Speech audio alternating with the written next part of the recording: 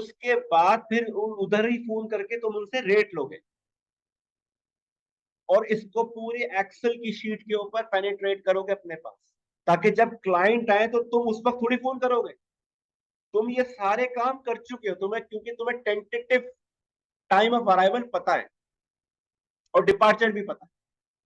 तो दोनों जब तुम्हें ईटीएस वगैरह सब पता है, तो तुम्हारे लिए बुकिंग करना और पहले से होमवर्क करके रखना जरूरी है।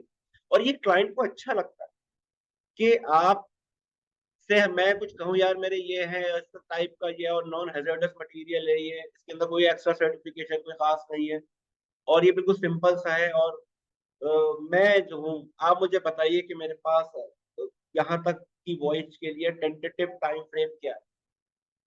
तो आपने मुराद शिपिंग से ही, इवन आप कस्टम के पोर्टल से भी ले सकते हैं, लेकिन मुराद शिपिंग सबसे बेस्ट। इसको सब्सक्राइब जरूर कराना, as a forwarding clearing agent तुम्हारे पास इसकी सब्सक्रिप्शन होना लाजमी है, लाजमी। वरना कुछ नहीं होगा, होंगे होंगे बातें होती रहेंगी, और क्लाइंट एक दफा अगर भागा तो हमारी क्लियरिंग एजेंसी फॉरवर्डिंग एजेंसी के अंदर देखो, टूट कर क्लाइंट बहुत मुश्किल से आता है। 2001 से लेकर 2025 हो गया मुझे, 25 साल हो गए मुझे इस इंडस्ट्री के अंदर। इसके अंदर देखो ज्यादातर काम जो क्लियरिंग फॉरवर्डिंग का है वो रेफरेंस के ऊपर है, और यहीं से आदमी मार खाता है। इसकी दो बातें समझो कि मैं क्या कह रहा हूँ, जो मैंने अपने एक्सपीरियंस से एक्सेस किया। होता यह है कि मेरे कोई दोस्त है जो प्लास्टिक का काम करते हैं, और मैं फर्ज करूँ, मैं ग्रेन्स को देख रहा हूँ, मैं दाल चावल चीनी को देख, तो मैं कहता हूँ कि यार शुजात, मुझे एक क्लियरिंग फॉरवर्डिंग एजेंट की जरूरत है। तो वो बहुत से वक्त क्या करेगा, अपना ही क्लियरिंग फॉरवर्डिंग एजेंट देगा ना, और क्या देगा, जिसकी वो जिम्मेदारी ले सकता है, जिससे उसने काम कराया। यहाँ बात थोड़ी सी ट्रिकी है। वो ट्रिकी इसलिए है क्योंकि वो आदमी जिसको आप रेफरेंस से हायर कर रहे हैं, वो पर्टिकुलर तुम्हारी प्रोडक्ट को डील करता नहीं है।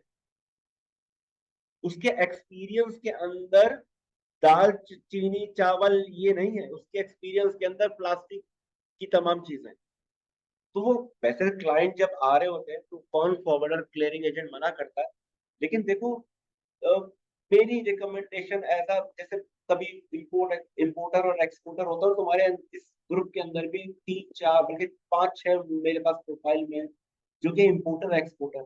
तो मेरी तंबी है कि जब भी आप फॉरवर्डिंग या क्लियरिंग एजेंट आप जब हायर करते हैं, भले स्टार्टिंग के अंदर थोड़ा सा महंगा ही पड़ जाए, लेकिन उसके क्रेडेंशियल्स में यकीनन ये बात होनी चाहिए कि वो आपका पर्टिकुलर जो प्रोडक्ट है वो उसने डील किया।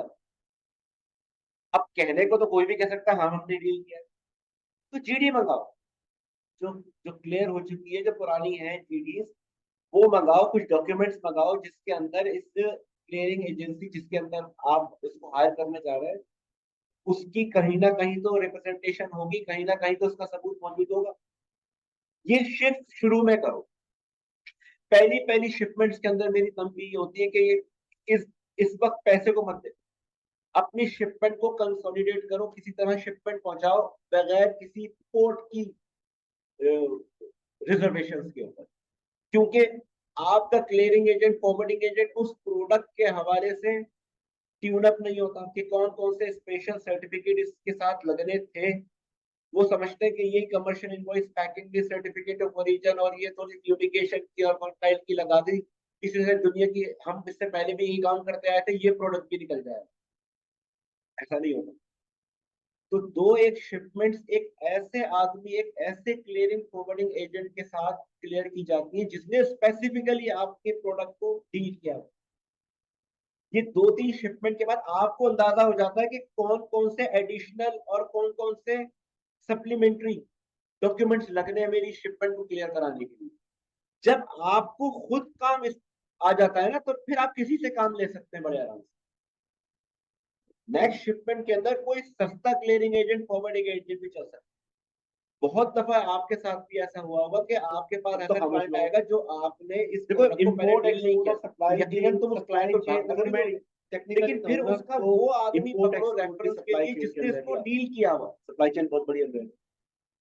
ताकि कुछ लोग तुम्हारा कहते हैं कि तुम्हारा ये क्लाइंट सप्लाई ना भागे। चेन लोकली तौर पर परस्यू हमारे करनी यहाँ यही होता चाहिए, है, ये सप्लाई जब चेन है पोर्ट पे और सामान आ लोग जाता है पूरी कॉस्टिंग करके हम अगर हम बैठे हुए होते हैं टेबल के ऊपर। जाहिर बात है, जब तक पूरी कॉस्टिंग टेबल आउटसाइड पर द नहीं होगी कंट्री मैं ट्रेड सामान मंगाने कोई का भी सोच भी चीज नहीं सकता, क्योंकि मुझे उस वक्त पता है ट्रेड कि करते हैं, कोई पर कोई यूनिट सामान मुझे कितने का मंगाते हैं, पड़ रहा है और सबका सब रिटेल के अंदर कितना इम्पोर्ट पड़ एक्सपोर्ट के अंदर आता है, क्योंकि रहा है।